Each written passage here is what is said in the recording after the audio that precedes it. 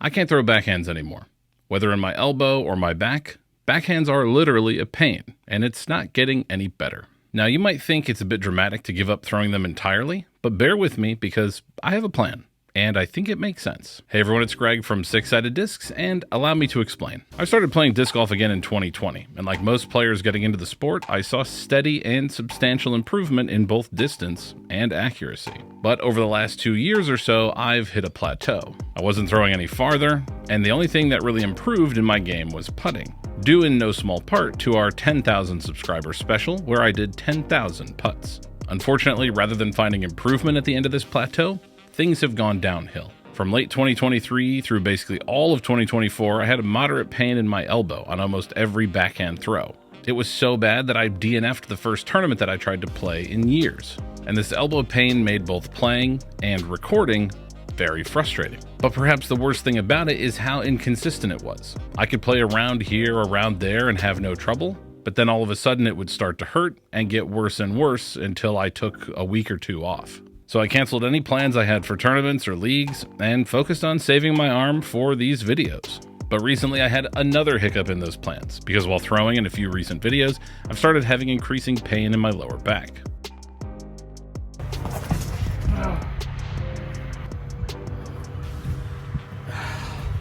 Many of you have left encouraging comments, so thank you very much for that. I've scheduled appointments to get things looked at, and I've been hitting the gym fairly consistently for the first time in forever. But for the time being, I thought it would be a good idea to focus on what I'm good at, and a throw that doesn't hurt. So it's time to move to an all-new, all-forehand bag. And that might not sound too complicated, but for me, it is. In our first video of the year, Building the Perfect Disc Golf Bag, we not only went over what the perfect bag needs, but also what was in my bag at the time. Which means half of my fairway drivers and distance drivers are out of my bag, all of my mid-ranges, and both of my throwing putters. My forehand has almost always needed slightly more overstable discs than my backhand, probably because I played tennis in high school. I also tend to prefer shallower discs when it comes to a forehand grip. Something about them feels better, and I also prefer flatter discs. Another important thing to consider in trying to build a right-handed forehand bag is that most courses have at least a slight bias towards a right-handed backhand thrower. So I'm going to have to go from my go-to disc being a slightly overstable fairway or distance driver to my go-to disc being a slightly understable disc to create that same shot shape. So we might as well start from the top and see what goes into a forehand bag.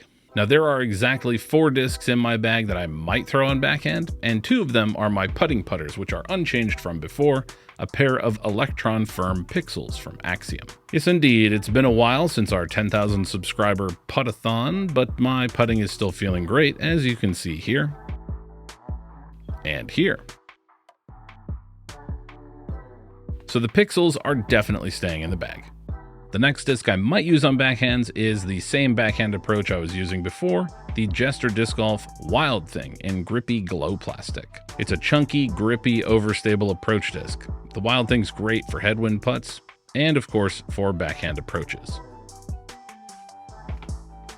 And lastly, I'm bagging a new throwing putter, the Divergent Discs Narwhal, in their base max value plastic. I don't really plan on throwing it much on backhand, but I can see it being good for long jump putts or straight approaches. And while I didn't get a chance to include this in our recent Disc is in the Details video, the Narwhal is actually great on forehands too. With low power, you can get smooth, straight to understable flights to carve up tight fairways. The worst part of this whole process was leaving out some of my favorite discs, and for putters, that was extra hard because I had to say goodbye to the incredible Axiom Envy and Proxy, because I just can't throw either of them on forehand. But one disc that's definitely not leaving my bag, the Castoplast K1 yarn. Longtime viewers of our channel will know it took me a long time to find the yarn. I tried every zone clone around before realizing I didn't really like the zone. And the yarn is perfect for forehand approaches on any angle. So to be safe, there's 2 in my bag, just in case. The last putt and approach disc in my bag is a replacement for the Castoplast Berg, the Streamline Range. Now I love the Berg and I enjoyed throwing it, but I just can't forehand it. It's too deep, and like I said before, I prefer shallower discs for forehands. And the Streamline Range is exactly that. And boy does it fly good. Touchy approaches on any angle are nice and smooth. And it can even get nice, slow, straight or drifting flight off the tee like this, which also went way farther than I was expecting. So far there's only 2 new discs in the bag with the Range and Narwhal, but since I had to ditch all of my mid-ranges, it's time to find some alternatives. I'm covered for the overstable mid-range slot by my yarn, so what I need is a straight mid and another for turnover shots that'll fly a bit farther than the Narwhal. And for that, I'll be using the Axiom Hex and the new Balance. For my forehand, the Hex wants to get some turn when I throw it flat, which lets it get these huge, slowly turning flights.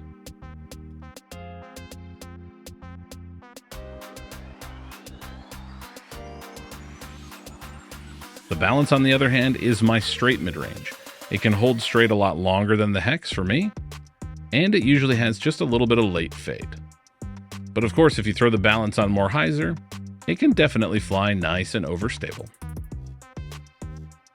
And that's it. Before, I had 4 to 5 mid-ranges in my bag, but now we're down to basically 2. Fairway drivers, though, is a different story, because to cover all the types of shots that I want, I have 7 total fairway drivers.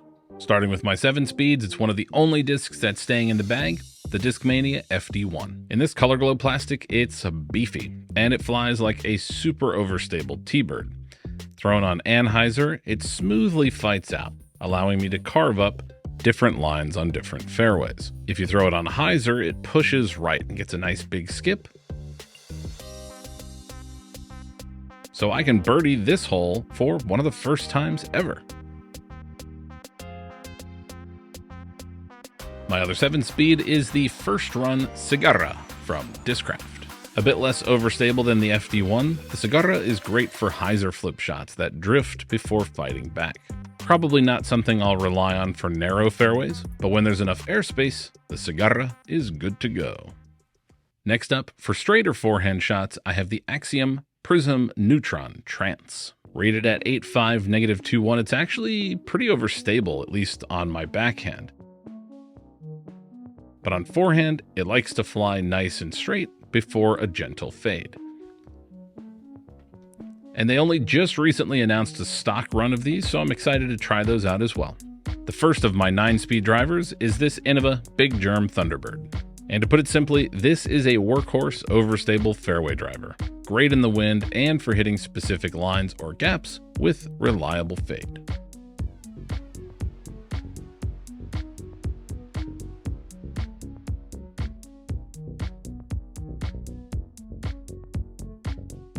Bumping up from the Thunderbird are 2 discs that are always in my bag, a pair of Discraft Raptors. I have a bunch of Raptors in my collection. It's been my go-to for that Firebird-esque slot for a long time. And at the moment, there's 1 ESP and 1 Z-Flex Jawbreaker from last year's Tour Series release.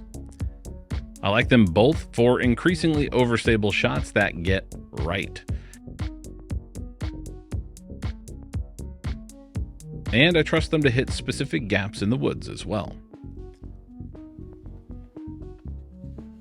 And for the last of the fairway drivers, it's the ultimate utility disc, the Discmania Tilt. Rated at 9.116, it's just stupidly overstable, and I only really use it for scramble shots. I will almost never need to throw the tilt, but when I do, I'll be glad to have it.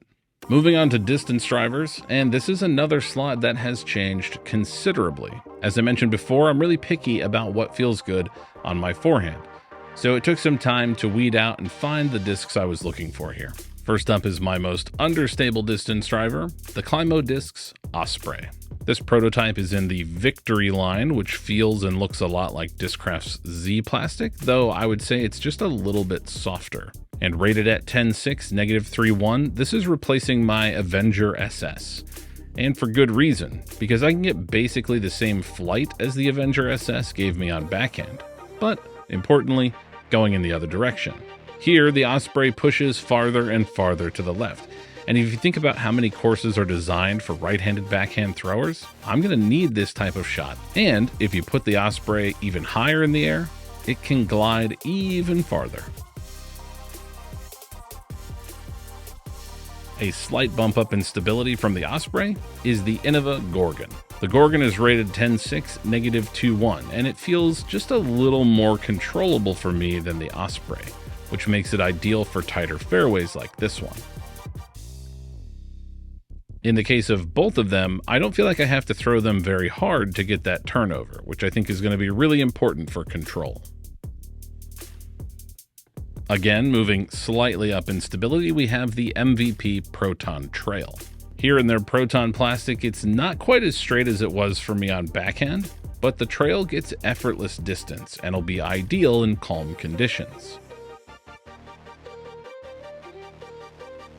When things get a little windier or I need a little less turn, I can reach for the Castoplast K1 Malm, which is almost certainly not how you pronounce that.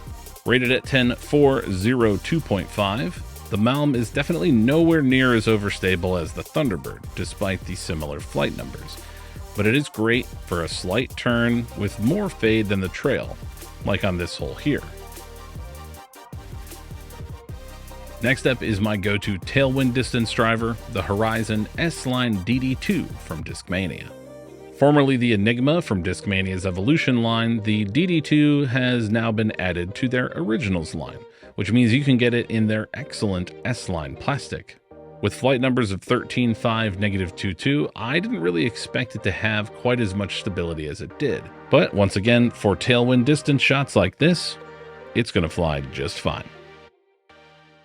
And last but not least are my stock distance drivers for pretty much any conditions, the Latitude 64 Rive. Rated at 13.503.5, I've never found them to be quite as overstable as the flight numbers say. This pink one has been in my bag for a long time, and it's my go-to distance driver for pure distance. Here's a great example of it starting on a pretty steep anhyzer, but still slowly working back for moderate distance. This orange one is barely thrown and is much more overstable, as you can see here. So that just about does it for my forehand bag. But this whole process of completely changing my bag over was really tough. I had to leave out so many discs that I really wanted to keep throwing. I really liked my mid-ranges like the Discraft Buzz SS or Discmania Origin, just to name two of them. I was also really enjoying throwing the Castoplast Iduga, and of course the Berg. The Discmania FD was a new addition to the bag that I was liking, and oh, the Mamba. I'm really going to miss the Mamba.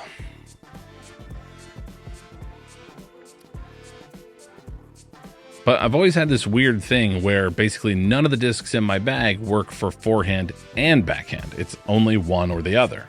Having gone through this process, though, it got me thinking, how many of you have ever had to do something similar where you've had to make some significant change to your game and how you throw, and therefore have had to swap out a lot of your discs?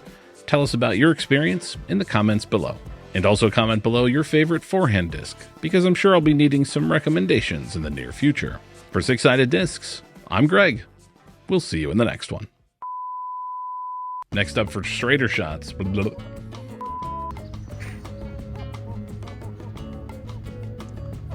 Oh my, it's pretty nice. That's pretty nice.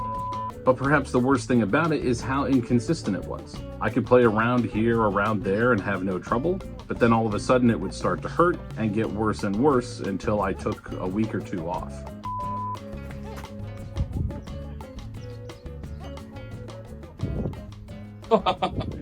That was insane. If you like this content and want to see more, please consider liking the video, subscribing to our channel, or becoming a member. Your support makes this content possible.